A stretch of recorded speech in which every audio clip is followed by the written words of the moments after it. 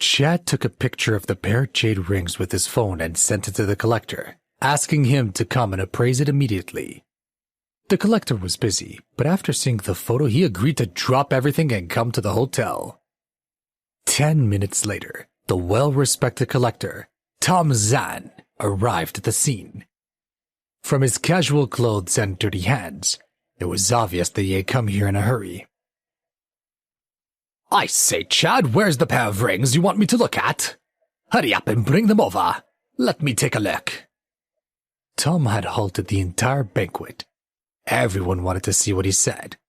Sicily curled her lips and passed him the 2 jade rings. "It's just a fake. Why are you all so interested?" Tom let out a cold snort. He didn't even bother to look at her. His entire mind was focused on the pair of jade rings in his hand.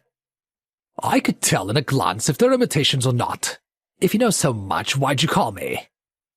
Sicily was embarrassed, but she had no way to refute him, so she could only let him work.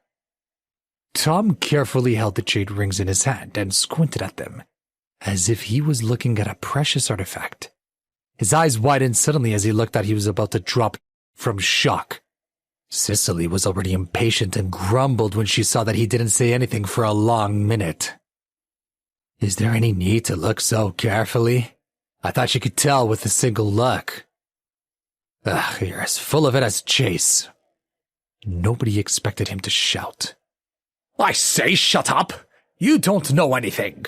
What nonsense are you going on about?" Cicely hadn't expected him to actually scold her like this in front of everyone. Her face immediately turned beet red and her mouth twisted into a scowl. Without waiting for her to speak, Chad quickly stepped forward and explained. "Cicely, don't mind him. All collectors hate it when people disturb them while they're appraising items. He's not specifically targeting you." Hearing this, she sighed and tried to let the grievance go. However, the many people in the banquet hall wanted an answer. Chad carefully asked, "Mr. Zahn, can you see if they're authentic or not?" Only then did Tom come back to the present and looked at him thoughtfully. "Do you think these 2 rings are fake?" "That's why we brought you here. To confirm it. I'll believe whatever you say," Chad said with a smile. As Tom heard this, his strained face eased a bit. From this point of view, Chad had a lot more sense than Sicily. After all, Tom was a reputable figure in the industry. He and Chad knew each other, but their friendship wasn't deep. If it weren't for the fact that jade rings could be incredibly valuable, he might not have come. "Here's the truth.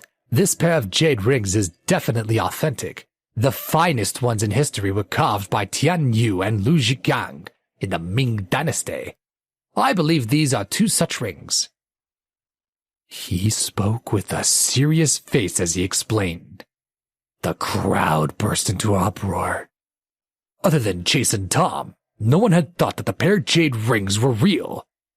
Jean took a deep breath and asked incredulously, "They're actually real? Are you sure?"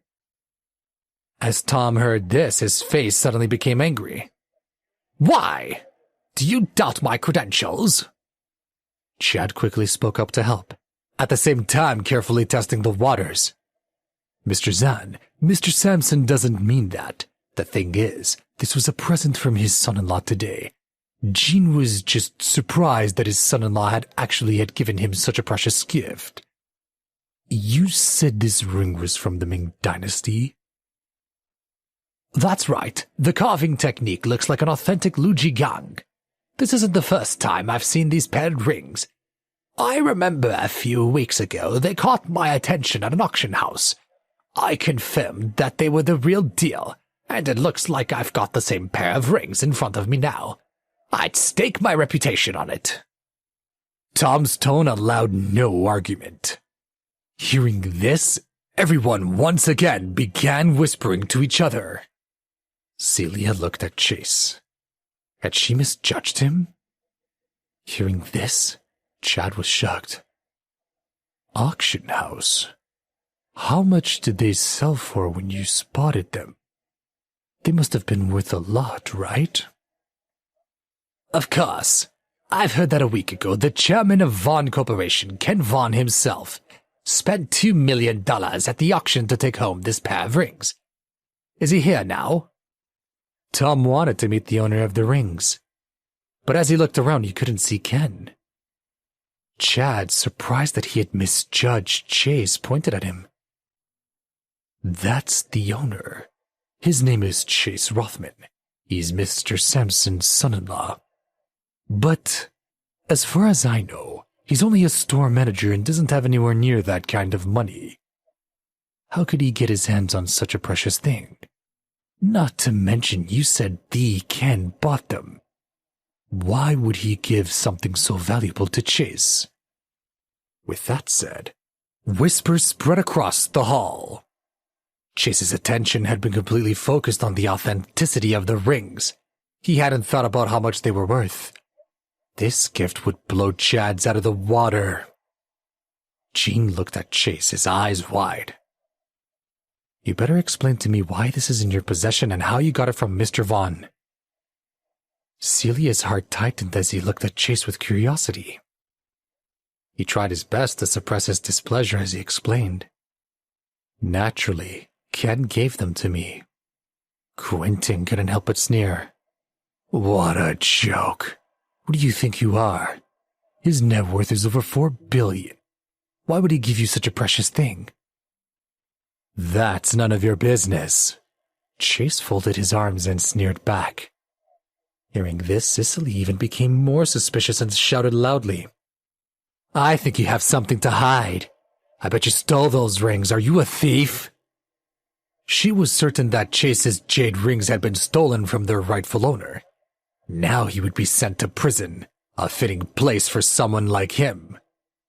To her knowledge, Chase had never met Ken once, much less done anything to warrant receiving such a precious item.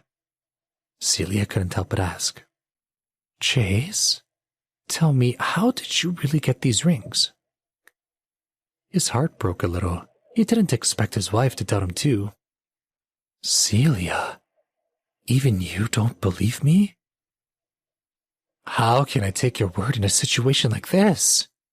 She retorted in disappointment. Seeing that, Sicily became even more excited and hooted again. He can't explain it, so he's got something to hide. We need to report this to the police and let them deal with it.